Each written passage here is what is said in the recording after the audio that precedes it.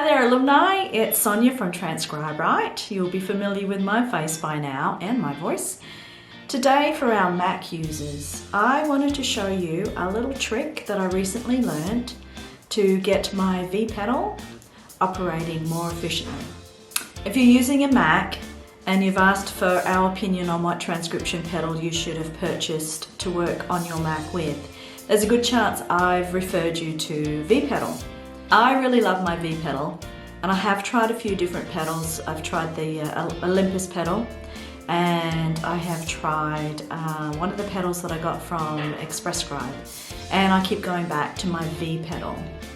So the thing I love about my vPedal is that vPedal have created a little software app called Alumni, and I download that, it's free. You download that to your Mac and it gives you the ability to control any app that has hotkey commands.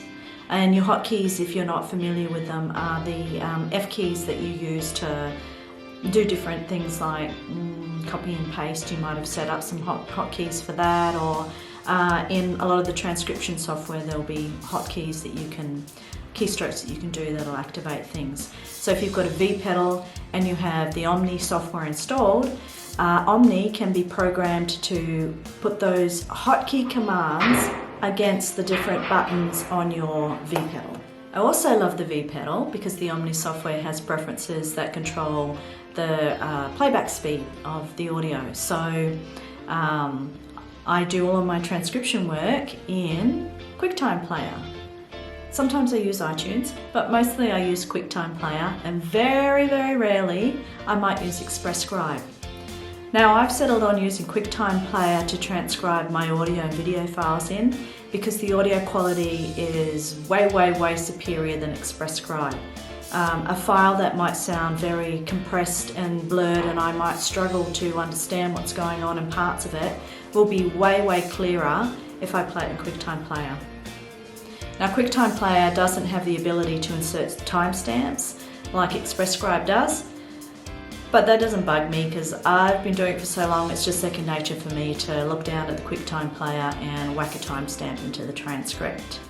But back to the vPedal. So I've been noticing over the past 12 months or so that with each new operating system upgrade that Mac has done, my vPedal doesn't seem to be as responsive as it was.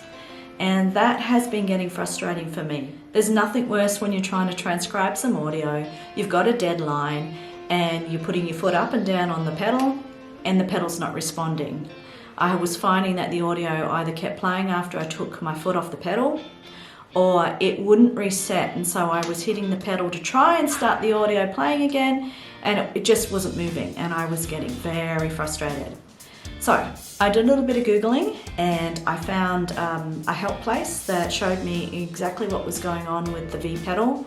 I'm hoping that vPedal will do some upgrades to the Alumni software which will fix this in the future, but in the meantime I found a pretty good workaround.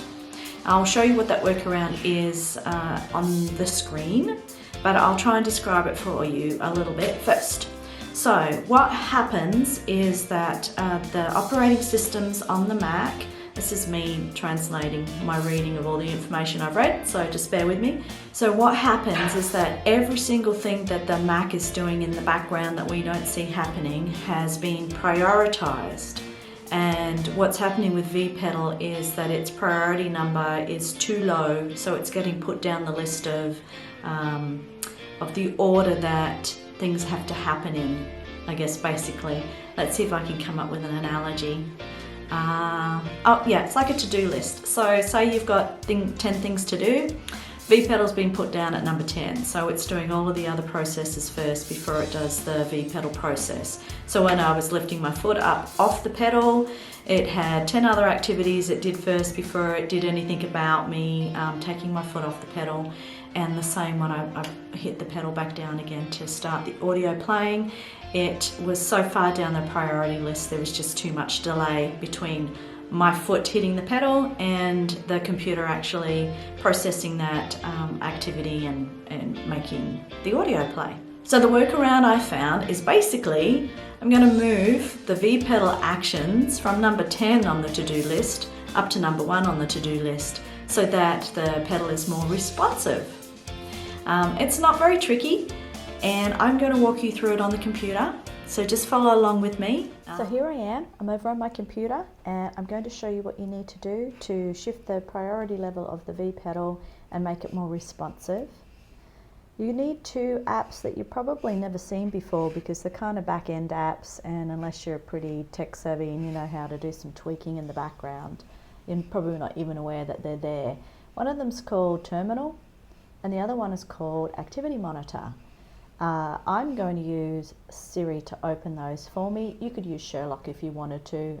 So let me open those up with Siri. Open Activity Monitor.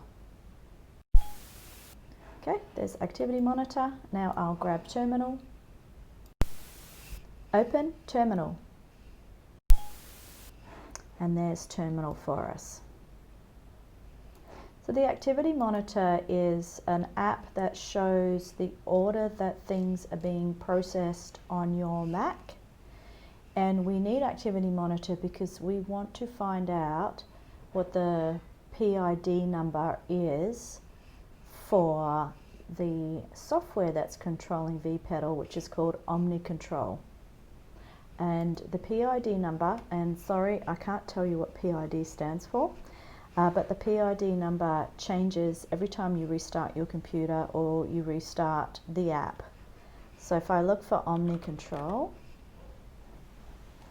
there we go, it's my vPedal Omni Control. I can see at the moment that the PID number for Omni Control is 4225. And then what I'm going to do in Terminal, and the Terminal shell is it's a place that you, if you're really clever, you can do some coding back there. You can get your Mac to do all sorts of different tricks and bits and pieces. I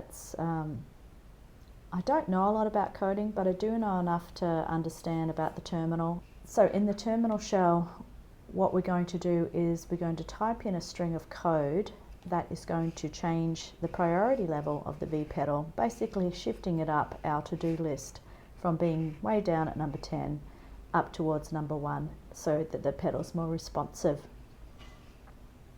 That piece of coding is sudo renice -n -20 -p and then the PID number for the Omni controller. I can tell you that the -n, -20 relate to each other, and again I'm sorry, I'm not a deep coder or anything, but the -20 number it's on a spectrum of -20 up to +20, and it's the priority that you'll be giving to the app. And the lower the number, the higher the priority of the app is. -20 says this is a priority task, so do it as quickly as possible, and +20 says this isn't very high priority, just stick it in the list and get to it when you can. Without doing this piece of coding, the vPedal sits at around about 0 in the list of priorities, so moving up to -20 is going to make it more responsive. So let's put that piece of coding in. It is sudo renice -n -20, which is telling it it's going to have a high priority, -p, and then the P number for Omni Control is 4225, which we got from the Activity Monitor. So we will put 4225 in, and when we hit return, it's going to ask for the password. Now before I put the password in, I want to show you what happens when you get the password wrong, so you can see what happens when you've put the code in right and when you've put the code in wrong. So I'll type some gibberish, and when I hit return it says sorry, try again. And now it gives me the opportunity to put my password in again. When you get the password correct, you won't get anything but a reset asking if you want to put in another string of code. And that's it. So when I go to use my vPedal now, it'll be responsive. When I put my foot down on the pedal, the audios start playing. When I take my foot off the pedal, the audio will stop playing and I will be a happy transcriber. So I've mentioned in this video that I use QuickTime Player to play on my audio file. Now if you would like me to do a comparison video where I will run through why I use QuickTime Player, the pros and cons of using ExpressScribe, and perhaps the pros and cons of using FTW, just let me know and I'll put that video together, and that might help you decide which way you want to go. It's always good to have a backup. Like you might want to transcribe your audio in ExpressScribe and then go back and use QuickTime Player when you're checking through your timestamps, because the audio will be clearer and you'll probably be able to pick up things you might have missed the first time through. Oh, and just because you're on a PC, don't think you can't use QuickTime Player, because you can. So download it, check it out. Maybe it's something as a PC user you might find handy as well. vPedal works for both operating systems. And amazing alumni, I will see you again soon. Bye.